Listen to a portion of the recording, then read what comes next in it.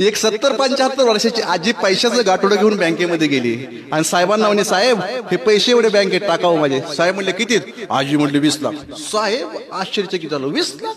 वय वर्ष 80. म्हटले, मग? तो बोलतो, आजी एक विचारू का, एवढे पैसे आले कुठून? सांगा ना कुठून आले?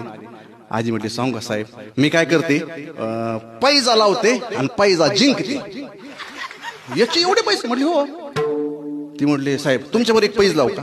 साहेब म्हटले, माझ्यावर? हा लावा. साहेबाला वाटलं आता पैसे कमवण्याचे चान्स आहे, लावा पैज.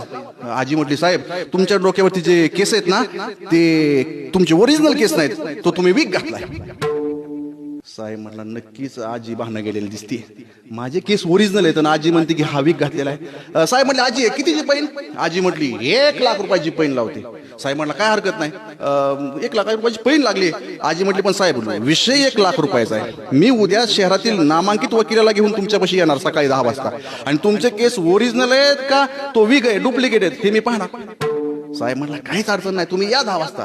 साहेबाला रात्रभर झोप नाही मारत, उद्या 1 लाख रुपये मिळणार, केस तर ओरिजिनल होते साहेबाचे. सकाळी 10 वाजता आजी शहरातील नामांकित वकिलाला घेऊन बँकेत आली. बँकेत आल्यावर वकील एका साईडला उभा राहिले.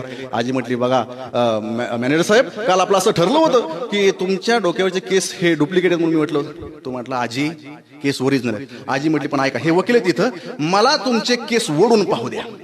तो म्हटला, बिंदास ओढा, लाख रुपयाचा प्रश्न होता ना. मग आजी केबिन मध्ये गेली, वकील बाजूला उभं होतं, आजीने साहेबाचे केस असे धरले ना, असे वडायला सुरुवात केली. जसं केस वडायला सुरुवात केली तसं वकिलाने धडा धडा धडा भिंतीला डोकं आपटून घ्यायला सुरुवात केली. ते मॅनेजर म्हणला, आजी वकिलाला काय झालं?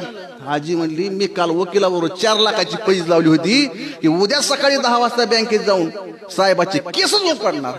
आता ती त्याच्यासाठी म्हणजे डोकं आपटून घेते, त्यातलेच 1 लाख तुम्हाला द्यायचे. महिलांचा नाद करायचा नाही महाराज.